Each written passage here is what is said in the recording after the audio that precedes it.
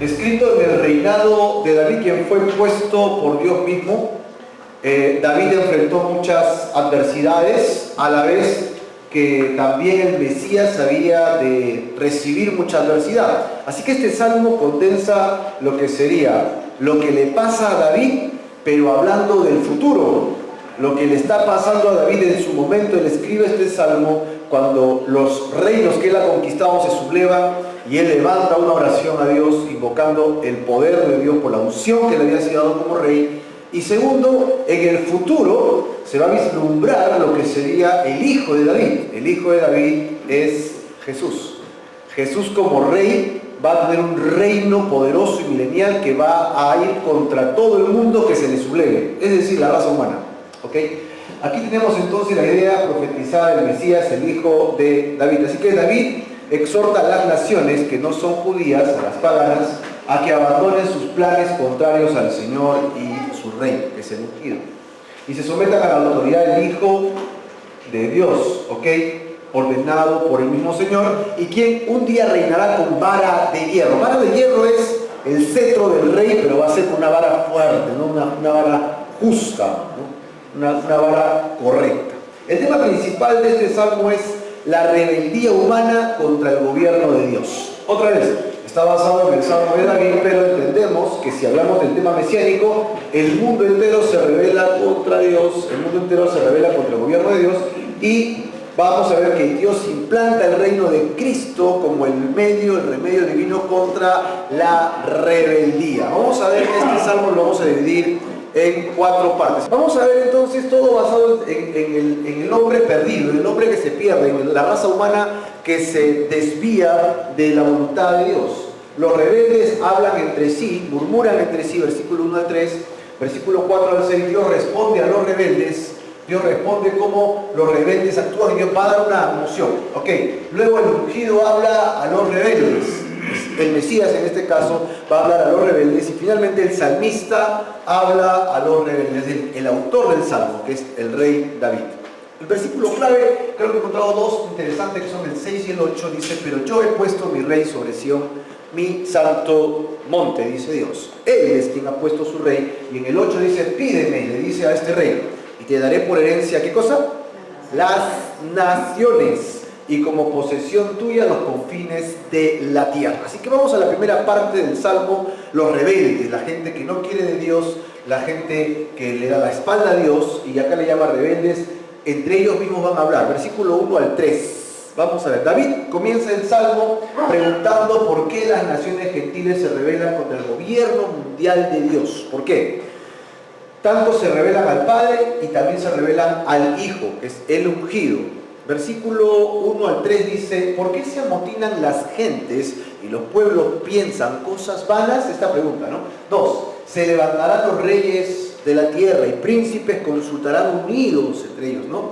¿Contra quién? Contra Jehová y contra su ungido, diciendo: rompamos sus ligaduras y echemos de nosotros sus cuerdas. Ok, así que si te das cuenta, habla de 3 temas aquí adentro. O sea, la primera parte, que es del 1 al 3, hay 3 subtemas. La primera es la vanidad de la gente. Piensan cosas vanas, la vanidad de la gente. 2, la rebeldía de los líderes, porque habla de los príncipes, de los reyes, quienes se levantan en contra de él. Y finalmente encontramos el rechazo al cuidado de Dios. Dios les pone leyes, ellos rechazan la ley de Dios. Así que vamos a ver la primera parte, la vanidad de la gente. ¿Por qué se amotinan las gentes? La pregunta habla acerca de algo horrendo, una sorpresa, ¿no? Que el salmista es como si dijera: ¿cómo? No entiendo, ¿por qué la gente se amotina? No entiendo, dice el salmista, ¿qué pasa? Dios es un Dios bueno, es un Dios justo, es un Dios soberano, pero es un Dios recto, es un Dios que hace lo bueno. No entiendo por qué la gente se rebela contra Dios. Así es la pregunta, ¿no? ¿Por qué? ¿Por qué se amotinan las gentes? Ahora, la palabra se amotina tiene que ver con esta forma del caballo cuando quiere que su jinete no lo monte, y salta y zapatea y rompe todo lo que hay aquí. La pregunta es: ¿por qué la gente hace tanta bulla contra Dios? ¿Por qué la gente se alborota contra Dios? ¿Por qué será? Luego veremos que las ataduras y las ligaduras que la gente dice tener de Dios es lo que le fastidia, ¿no? Y cuando habla de las gentes, la palabra gentes también significa pueblos, naciones o gentiles, paganos. La palabra goy, que es para pueblos, es la que se utiliza en gentes. Y vamos a ver que cuando se habla de gentes puede haber uno de los gentiles, de las personas en general. Según Hechos 4, estas palabras se aplican también a los judíos en el tiempo de Jesús, específicamente, que por su forma de actuar se comportaron como los paganos, como los gentiles, mandando a Jesús a ser crucificado. Y también entendemos que cuando se habla de los gentiles, se habla de toda la humanidad, ¿no? El plural gentiles, ¿ok? No es que está hablando de una nación, está hablando de las naciones. Así que, ¿por qué se amotinan las naciones? En otras palabras, ¿por qué el planeta Tierra está amotinado contra Dios? ¿Por qué ninguno quiere buscar a Dios? ¿Por qué todos quieren ir por su propio camino? Cada cual quiere ir por su lado. ¿Por qué? Dice el salmista. No entiendo. El Salmo 46:6 dice: bramaron las naciones, titubearon los reinos, dio él su voz, se derritió la tierra. Aquí está, naciones otra vez. Bramaron las naciones. Como que se amotinaron las naciones en contra de Dios. Ahora, dice aquí, y los pueblos piensan cosas vanas, ¿no? Los pueblos piensan cosas vanas. En un momento vimos las naciones como continente, como países, pero acá lo estamos viendo los pueblos, y apunta a un grupo de personas que se reúnen, paganos reuniéndose. Es decir, en la primera es la totalidad de la raza humana, generalizada, pero ahora no. Ahora están haciendo foros, ahora se están reuniendo, se están organizando, se están llamando, se están poniendo de acuerdo. Ellos, las gentes, se están juntando para hacer algo. Los pueblos, dice acá. Los pueblos, ¿qué hacen? Uno, piensan cosas vanas. Piensan es que meditan, invierten tiempo, se esfuerzan, se dedican. Pensar tiene esta idea de dedicarle un esfuerzo específico a algo. ¿Recuerdas el salmo anterior? Bienaventurado el hombre que no hizo, dice, pero que más bien medita en la palabra día y noche, ¿no? Medita o piensa, es la misma idea. Mientras que en el Salmo 1, el que medita es edificado, es como árbol plantado, ¿recuerdan? Junto a corrientes de aguas, y son edificados en la palabra. Esta gente que no quiere a Dios, medita, pero ¿en qué medita? En cosas vanas. ¿Y qué cosas son cosas vanas? En nada. O sea, piensa en un montón de cosas, pero el fruto de eso es nada. Es fútil. No tiene fondo. Eso es lo que está pasando. Ellos dicen: no, yo estoy pensando en construir esto, en hacer aquello. ¿Pero para qué? No sé, tengo que hacer algo. Pero solo por hacer algo no. Tienes que pensar con qué finalidad lo estás haciendo. ¿Para qué lo estás haciendo? Eso edifica tu vida, edifica tu matrimonio, edifica tus hijos. No, pero tengo ganas de hacerlo. Es cosa vana. No pases tiempo en eso. Pasa tiempo en lo más importante y lo demás que te sustente eso. Pero no inviertas tu tiempo en algo que es vano. Ok, el mundo que se rebela contra Dios dedica su tiempo a pensar y hablar acerca de cosas que no tienen sentido, ¿sí o no? A veces te pones a conversar con la gente y están conversa y después de media hora, ¿qué han hecho? No han hecho nada. ¿Qué sacamos de toda esa conversación? Nada. Es tiempo perdido. Bueno, si es un tiempo de alegría y solo estás contando chistes para alegrarte, es un tiempo invertido, estás invirtiendo en tu alegría, eso está bien, ¿no? Eso no es vano, es tu alegría, un tiempo de algarabía. Pero luego acaba y ya tienes que hacer tus cosas. No todo el día vas a estar ahí todo el día jugueteando, ¿no? Sería cosa vana. Llegamos a la conclusión, que en este verso tenemos un excelente resumen de la rebelión humana. Las gentes en todos los tiempos se están refiriendo acá, ¿no? Contra Dios, tanto en el pasado como en el futuro. De tal manera que el rechazo del gobierno de Dios por parte de la humanidad es desde el principio hasta hoy día. ¿Quién fue los primeros que pecaron? Adán y Eva. Adán y Eva se rebelaron contra Dios. Dice el libro de Romanos que por causa de su rebelión el pecado entró al mundo. Por la causa de la rebelión de Adán y Eva, el pecado entró al mundo a través de ellos, y porque ellos han pecado, sus hijos pecaron, sus nietos pecaron, y comienza a contar las generaciones y llegamos hasta hoy día. Por lo tanto, tú también has pecado. Tú y yo, por consecuencia del pecado de Adán y Eva, hemos nacido en pecado.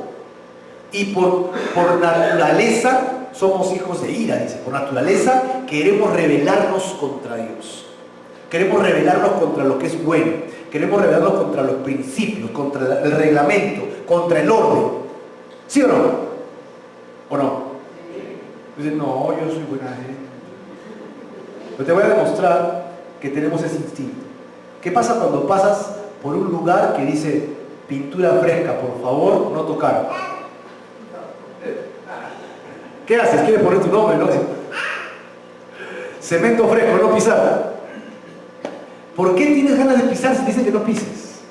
Porque está ahí, pues. Ahí está. El mal está en nosotros. Somos una raza caída. No somos una raza creciente. No vamos a mejorar. No vamos a evolucionar. Y nos va a salir con 4 brazos y una cabeza más grande y más cerebro. No. No vamos a evolucionar en nada. Más bien estamos involucionando. Estamos degradándonos. ¿Sí o no? Que ahora aparecen hasta más enfermedades todavía. Antes no había enfermedades que ahora existen. Estamos degradándonos, cada vez es peor. ¿Por qué? Porque desde Adán comienza el problema, sigue hasta nosotros y nuestros hijos seguirán heredando el problema. Y la gente de por sí rechaza a Dios. Quieren vivir su vida sin Dios. Muy pocos son los que quieren venir al Señor. ¿Quién dirige toda esta orquesta, toda esta sinfonía de pecados? ¿Quién dirige toda esta manifestación de rebeldía contra Dios? ¿Tienes una idea? Satanás, el príncipe de este mundo, quien fue el primero en rebelarse contra Dios y pensar cosas vanas. ¿Estás seguro? ¿Satanás pensó cosas vanas? Si el tipo es un genio, ¿no? De que es un genio, pero tiene el corazón perverso. ¿De dónde sacas eso, Marco? Bueno, me fui al libro de Isaías, capítulo 14, versos del 12 al 14, dice: ¿Cómo caíste del cielo, lucero, hijo de la mañana? Lucero, luz bella, luzbel, Lucifer, ¿no? Me dice el nombre. Cortado fuiste por tierra, tú que debilitabas a las naciones. Mira que decía, tú que decías en tu corazón, ahí está, comenzó a decirse él mismo en su corazón: subiré al cielo en lo alto junto a las estrellas de Dios. ¿Y qué hará junto a las estrellas de Dios? ¿Qué hará allá arriba? ¿Qué quiere hacer? Levantar su propio trono. Él en su corazón codiciaba poner un trono junto al trono de Dios, ¿no? Y en el monte del testimonio me sentaré a los lados del norte, sobre las alturas de las nubes subiré. Y mira lo que dice: y seré semejante al Altísimo. Y tú dices, ¿cómo se le ocurre a ese ángel hacer eso? ¿Cómo se le ocurre a ese ángel querer ser como Dios y poner su trono y gobernar? Si Dios agarra, ¡ping!, ya está, en una. ¿Cómo se le ocurre luchar contra Dios? Y a mí me gusta hacer esto, ¿no? Ahora volteo el espejo y te pongo el espejo para ti. ¿Cómo te gusta hacer lo mismo? ¿Cómo te gusta poner tu propio trono en tu corazón y sacar a Dios? Y gobernar tu propia vida y vivir sin Dios. ¿Por qué? Porque el mal está en nosotros. Eso está en nosotros. Así que Él está orquestando el mundo. Él se encarga de hacer que toda la raza humana siga su mal ejemplo de rebelión contra Dios. Vive la vida, disfruta la vida, estás joven. ¿Para qué te vas a meter a la religión? La religión te lava el cerebro, te quitan tu plata, no te manipulan entonces. Y no saben que los manipulados son ellos. Y que todo su dinero se va en saco roto. Mientras los que venimos a buscar a Dios estaremos ajustados con un montón de cosas, pero con paz en el corazón. Amén, hermano. Con esperanza en la vida eterna también. Esperanza en las cosas del Señor. Efesios capítulo 2, verso 1 dice: y Él os dio vida a ustedes, a nosotros, ¿ok? ¿Nos dio vida cuándo? Cuando estábamos muertos en nuestros, ¿qué? Delitos y en nuestros pecados. Y no queda ahí, el versículo 2 continúa diciendo: en los cuales nosotros anduvimos en otro tiempo, siguiendo la corriente de este mundo, la corriente, el sistema de este mundo, la televisión, el Netflix, el YouTube, el Facebook, ok, siguiendo la corriente del mundo, conforme a quién. Aquí está otra vez, apareció. El que gobierna el sistema es el príncipe de la potestad del aire, o sea, el innombrable, porque no me gusta nombrarlo, ¿no? El espíritu que ahora opera en quiénes. Si tú has venido a Cristo arrepentido de tus pecados, entonces ya no eres parte de este séquito, de este ejército, pero los que todavía no vienen son hijos de desobediencia. Ahí está, desobediencia, rebelión, entre los cuales también todos nosotros, todos vivíamos en otro tiempo en los deseos de nuestra carne, haciendo la voluntad de la carne y de los pensamientos, y por naturaleza éramos hijos de ira. Mira, así que lo mismo que los demás. Yo era hijo de ira, hijo de desobediencia y estaba manipulado por el príncipe de las tinieblas. ¿Qué tan libre eras? Estabas en esclavitud de la carne, en esclavitud del diablo. No te dabas cuenta, solo no te dabas cuenta. Pero cuando tú vienes a la luz, te das cuenta que estabas esclavizado por el pecado. Y Cristo rompe tus cadenas y te trae libertad para vida eterna y paz. Amén, hermano. El reino de Dios, para entrar al reino de Dios. Pero Dios pide que una vez que entremos en esta condición del reino de Dios, yo me humille de manera voluntaria y me someta al poder de Dios. ¿Cuántos de ustedes hacen esto? Someternos al amor de Dios, a la gracia de Dios, para entrar en el reino de Dios. Así que lo que David escribe es el murmullo humano, ¿okay? Y su vanidad de pensamiento que se manifiesta en una abierta rebeldía contra Dios, contra el Señor mismo. Se levantarán los reyes de la tierra, dice el versículo 2. Se levantarán, no solamente es como que me levanto y me voy, no me gusta lo que me dices. Se levantan en contra de, ¿entiendes? Es una actitud de vehemente, una actitud hostil, una actitud de guerra. No estoy de acuerdo contigo, no, de ninguna manera. ¡Pum! Se ponen vehemente, fuertes. ¿Qué pasó? ¿Qué le sucedió? No, es que me golpean, ¡pum! Se ponen bravos. ¿Qué pasó allí? Es justamente lo que pasó acá. ¿Ok? Se resisten a Dios, se levantan con esta actitud de guerra. ¿Quiénes son las personas que se resisten?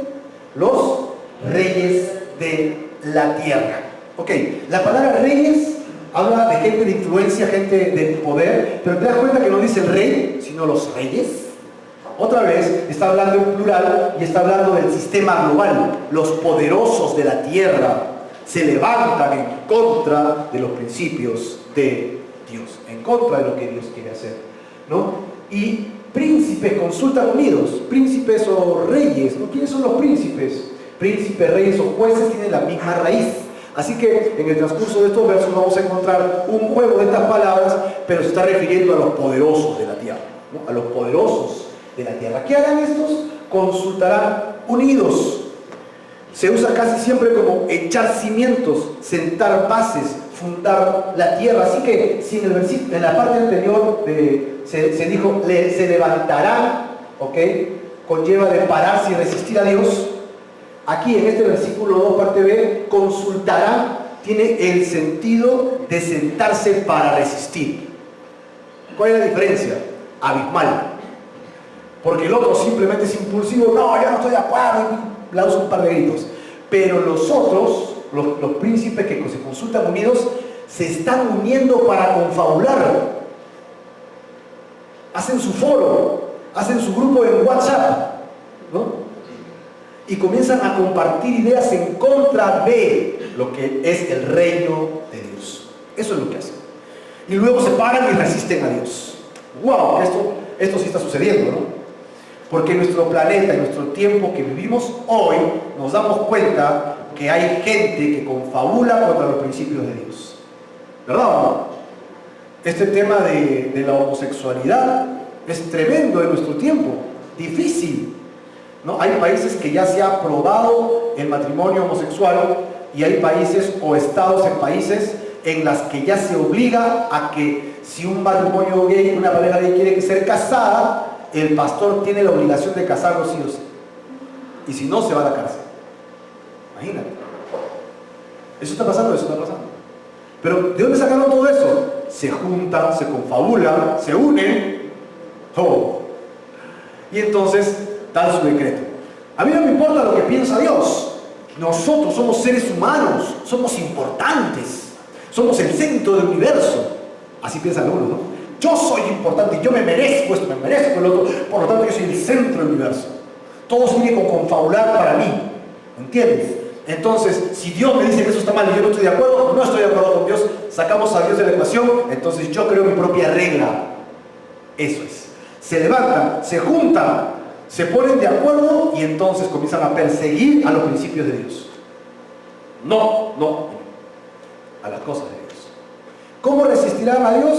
Unidos. Los líderes mundiales se unen para tomar control de esto. Específicamente, ¿a quiénes son los que se resisten?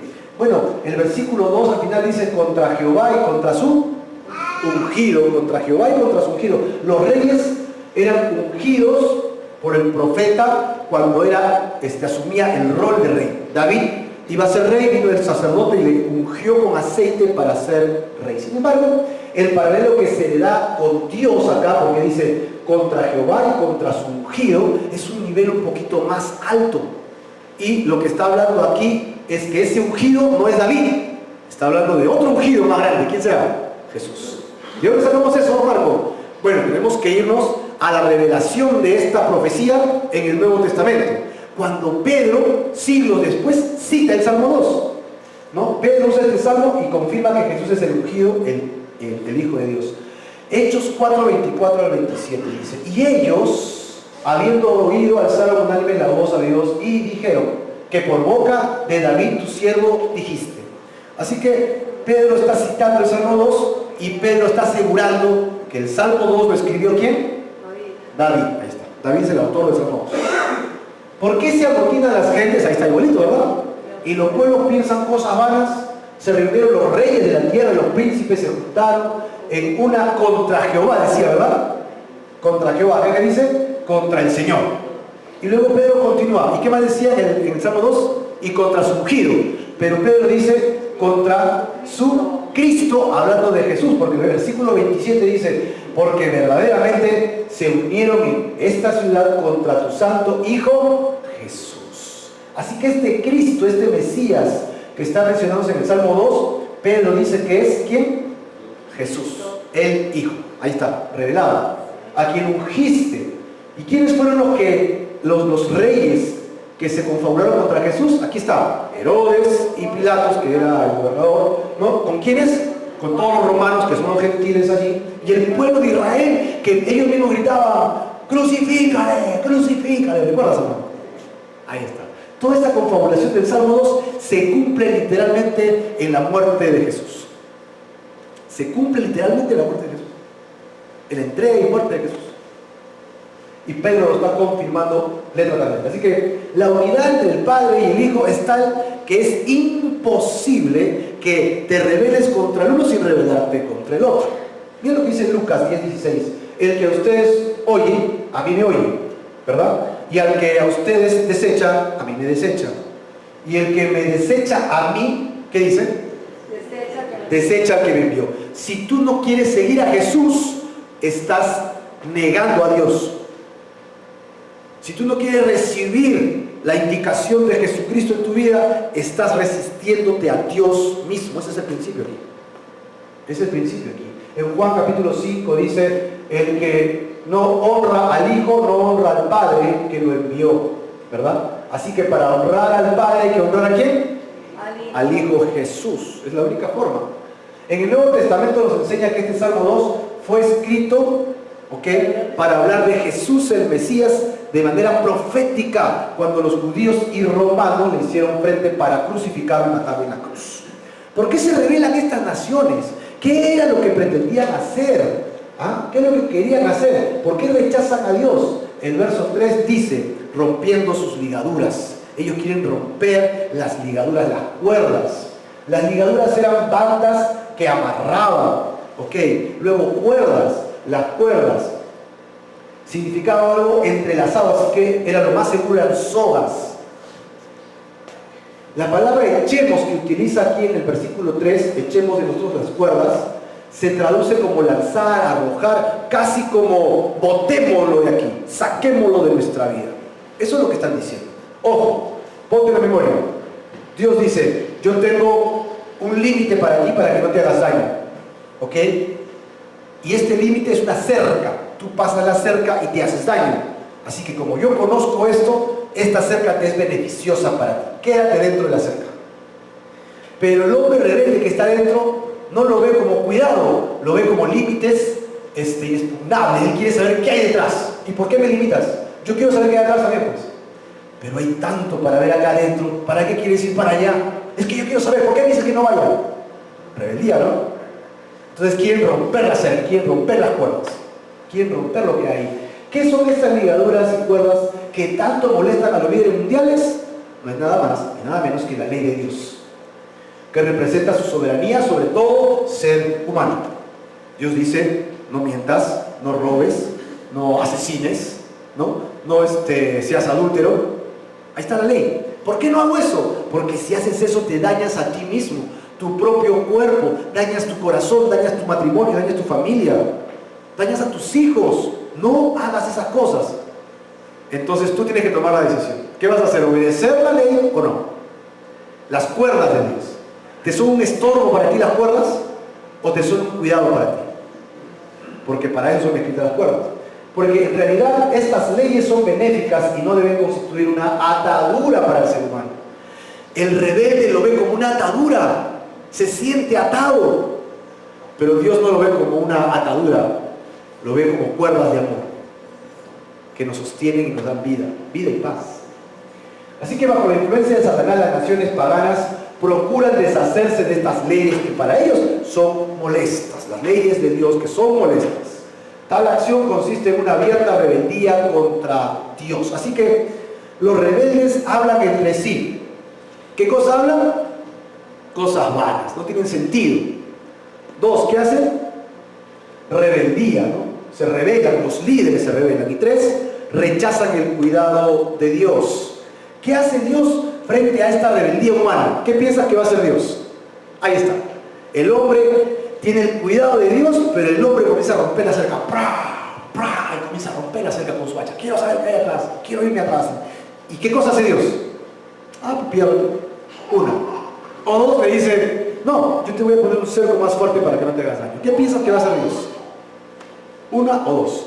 Vamos a ver qué hacen en este salmo. Dios responde a los rebeldes del versículo 4 al versículo 6. Y mira cómo responde. David indica tres reacciones de Dios. Dios primero se burla de la rebeldía humana por ser algo ridículo. Dos, luego se enoja contra los rebeldes. Y tres, Dios coloca a Cristo como rey para solucionar el problema. Vamos a verlo en el texto bíblico. El que mora en los cielos, ¿qué hace? ¿Qué hace el que mora en los cielos? Ahí está. El que está en los cielos ve la rebeldía, ve que rompe las cuerdas y se ríe, se reirá. El Señor, ¿qué hará? Se burlará de ellos. ¿Qué cosa estás haciendo? Versículo 5. Luego hablará a ellos en su furor y los turbará con su ira. Pero dice, yo he puesto mi rey sobre Sión, mi santo monte. Así que acá está. Dios se burla, luego Dios los juzgará, con furor, con fuego, con ira, y finalmente pondrá a su ungido. En este caso está hablando a Jesucristo, cuando habla de todo el planeta Tierra, ¿no? El que mora en los cielos se reirá. Mora, la palabra morar aquí significa sentarse. ¿Cómo estás tú cuando estás preocupado por un problema? Salvo que te dio un ataque cardíaco y estás en el suelo en tu cama, ¿no? Pero normalmente cuando estás preocupado, ¿qué haces? La adrenalina está corriendo, los pensamientos están fluyendo, no sabes qué hacer, quieres llamar por teléfono. Normalmente, ¿qué haces? Estás como león rugiente buscando a quién devorar. No estás quieto, ¿verdad? Estás angustiado, estás furioso. Pero lo que dice acá es que Él mora en los cielos. Esto significa que Dios está no solo sentado, sino que la actitud que tiene de estar sentado es una actitud de tranquilidad. Ante la rebeldía humana, Dios permanece seguro, tranquilo, ¿no? Incólume, inamovible. Las naciones se conmueven, las naciones se levantan, se rebelan, y Dios está tranquilo. ¿Qué le pasa a estos?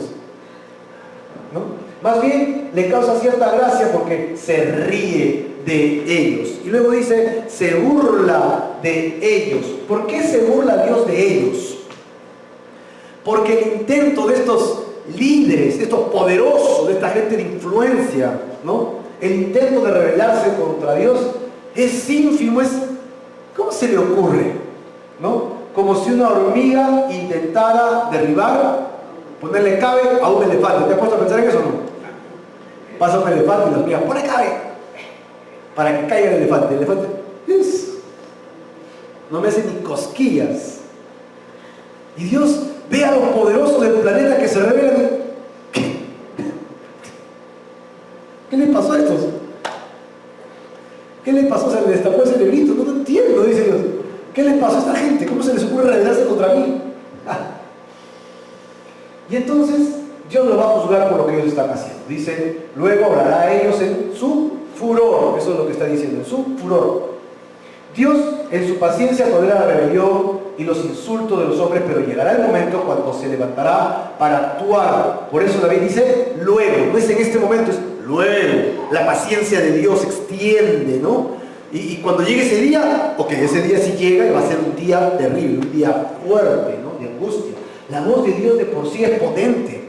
Aun cuando construye, cuando hace el planeta Tierra, los animales, la voz de Dios de construcción es poderosa. La nación de Israel estaba bajo el monte, Dios hablaba y era un terremoto. Ok, ¿y cómo será cuando esté con su furor? Si a la hora de que es amable, es poderoso, imagínate cuando sea con furor. Y los turbará en su ira.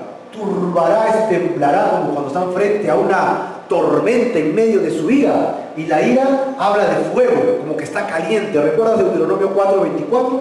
Porque Jehová tu Dios, ¿qué es? Fuego consumidor.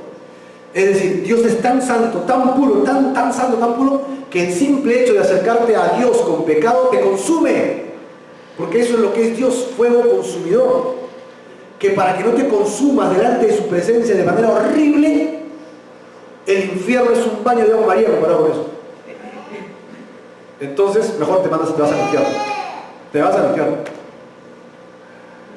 ¿Ok?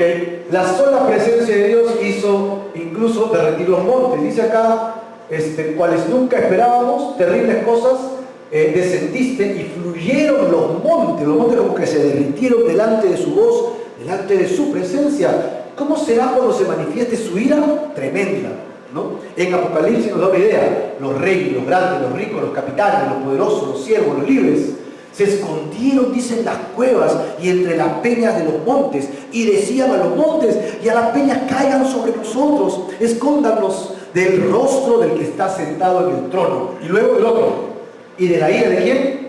Del Cordero de Dios, que es Jesús. ¿Por qué? Versículo 17, porque el gran día de su ira ha llegado. ¿Y quién podrá sostenerse en pie ante la ira de Dios? Prefería que los montes les caigan encima. Y por último, en este texto es, yo he puesto mi rey sobre Sión, mi santo monte. Y con este rey se soluciona el problema. La palabra pero, yo he puesto, pero, es un contraste interesante entre este grupo y los otros grupos del versículo 1 al 3. Los reyes y príncipes procuran romper las ligaduras de Dios.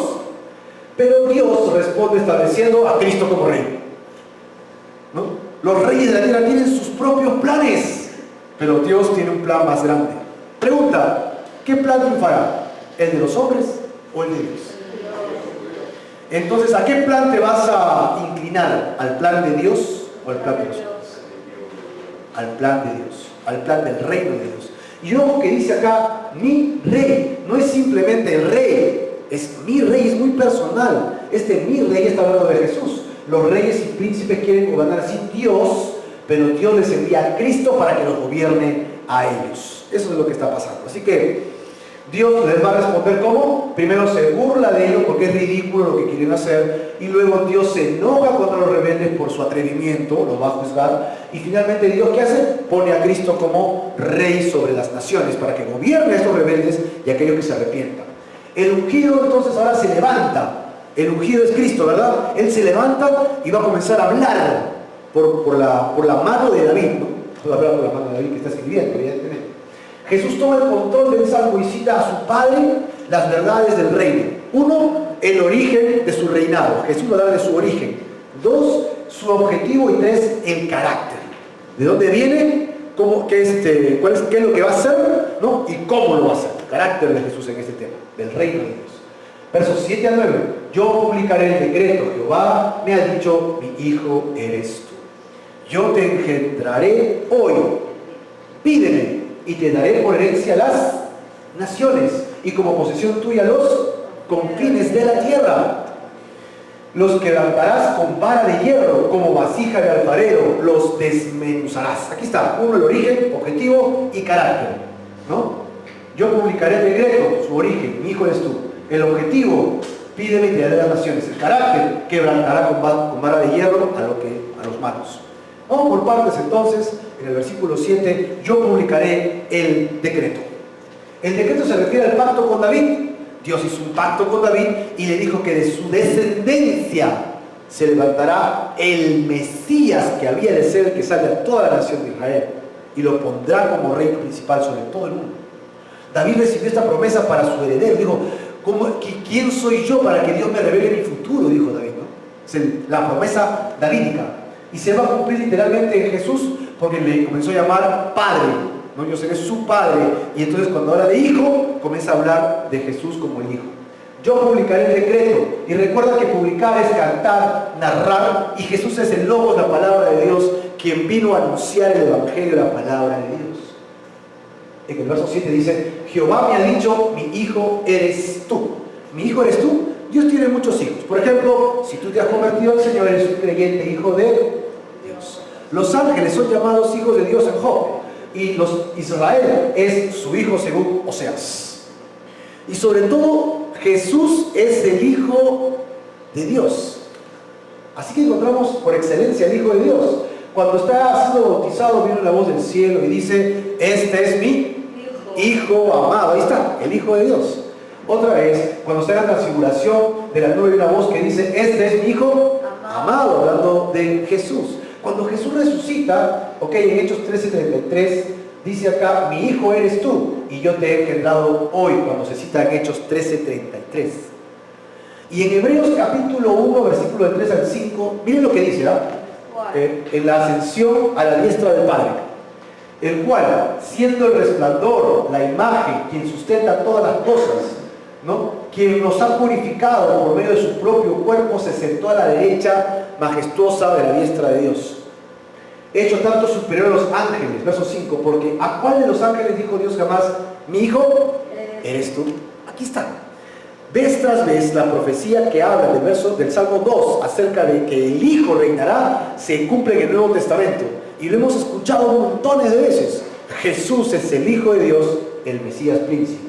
Yo te he engendrado hoy, yo seré a él Padre y él me será a mí Hijo, dice la palabra. Y así que en su reino milenial también se dice a él Hijo del Altísimo.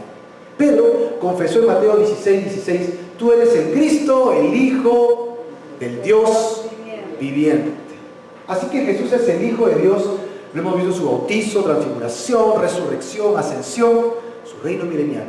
Si te das cuenta, cada uno de estos eventos es un poco más en el establecimiento de este reino que se le ha prometido. En cada uno recibe más de la herencia de su Padre, lo que Dios le ha prometido. Yo te he engendrado hoy, le dice. Recuerden, ¿Jesús es Dios o no? Sí, es Dios hecho carne. Antes que se haga carne, entendemos que Él siempre es desde la eternidad hasta la eternidad. Jesús es Dios, ¿de acuerdo? Entonces, ¿cómo se engendró? Porque engendró es que nació. ¿Acaso Jesús, Dios, tiene un inicio? No. Pero Dios es 100% Dios y se hizo 100% carne, hombre. Y eso sí tiene un día de ser engendrado. Y lo encontramos que fue engendrado por el Espíritu Santo. El ángel le dijo a María, que le dijo, yo soy virgen, ¿cómo voy a salir embarazada? Y él le dijo, el Espíritu Santo vendrá sobre ti y el poder del Altísimo te cubrirá con su sombra, por lo cual, mira, también el santo ser que nacerá será llamado, ahí está, Hijo de Dios. Ahí está. Se están cumpliendo las profecías, una tras otra. Jesús engendrado para ser hombre, 100% hombre, sin dejar de ser 100% Dios.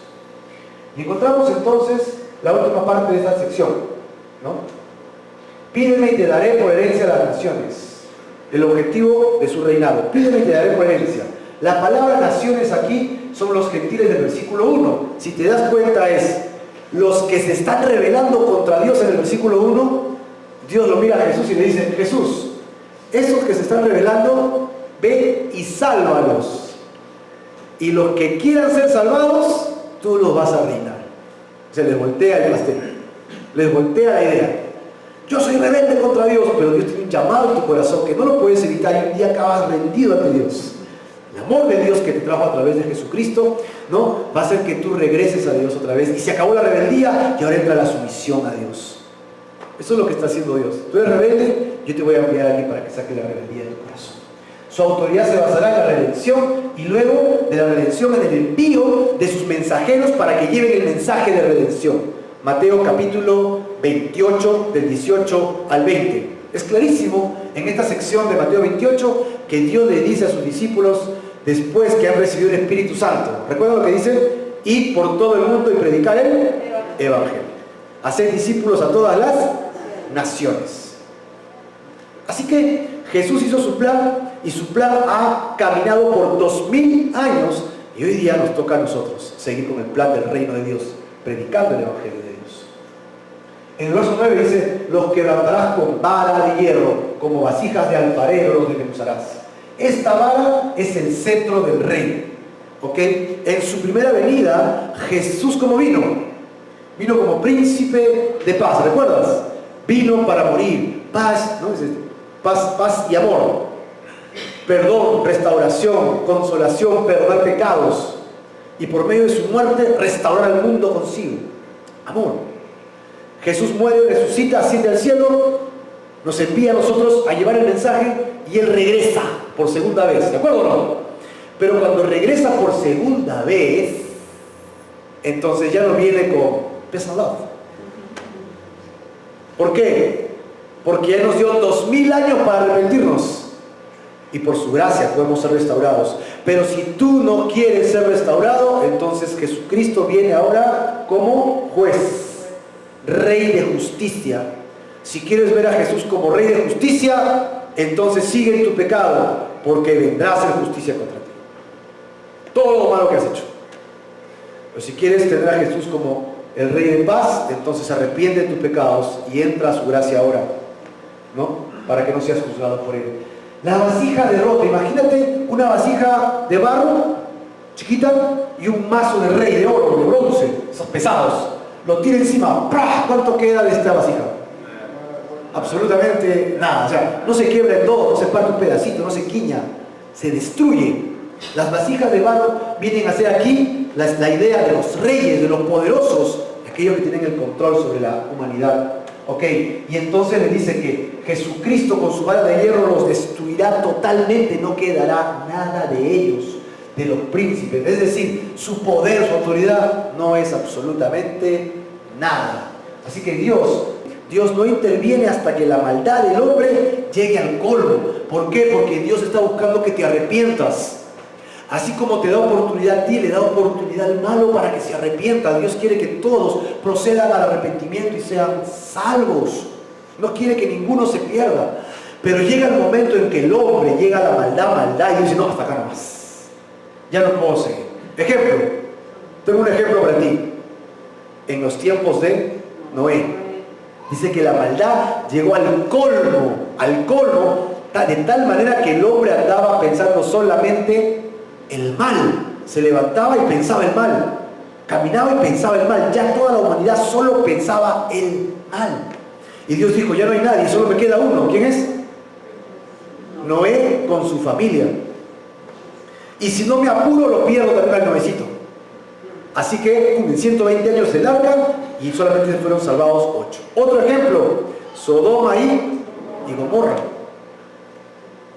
También la maldad llegó al colmo, de tal manera que Dios tuvo que mandar fuego del cielo para destruirlo. Así que entiende, el juicio de Dios vendrá. De todas maneras, el juicio de Dios viene a nuestras vidas. ¿Qué debemos hacer los seres humanos ante este juicio del Señor? El salmista habla a los rebeldes, del versículo 12 en adelante, ¿no? Y finalmente David vuelve a tocar el tema ahora y le habla a los líderes, a los hombres, y le va a decir: sean prudentes, acepten amonestación, sométanse a Dios y honren al Señor, en este caso a Cristo. Ahora pues, oh reyes, dice el verso 10, sean prudentes, admitan amonestación, jueces de la tierra, sirvan a Jehová con temor y alégrense con temblor, honren al Hijo Jesús, para que no se enoje y perezcáis en el camino, pues se inflama de pronto su ira. Bienaventurados los que en Él confían. ¿Recuerdas cómo empezó el Salmo 1? Bienaventurado el hombre que no hacía 3 cosas, ¿no? Bienaventurado, y acá le dice al hombre: si se aleja de estos caminos de maldad, de rebelión contra Dios, entonces sí será bienaventurado. Confía en Dios y sé bienaventurado en tu caminar diario. en tu caminar con Dios. Vamos a orar. Señor, queremos entregarte nuestro corazón, nuestra vida. Queremos entregarte lo que somos, Señor. Pecadores, hemos fallado, hemos hecho lo malo delante de tus ojos. Hemos fracasado en nuestro caminar diario. Pero queremos pedirte, Señor, que por favor nos ayudes, que limpies nuestro corazón. Y como el salmista habla, Señor, que no podamos seguir con aquellos rebeldes de corazón que creen tener el poder y la autoridad para hacer lo que quieran. Te pedimos, Señor, que por favor bendigas nuestros corazones, nuestras vidas, Padre. Nos humillamos delante de ti, Señor, y pedimos que tu reino venga a nosotros, que tu reino nos llene, nos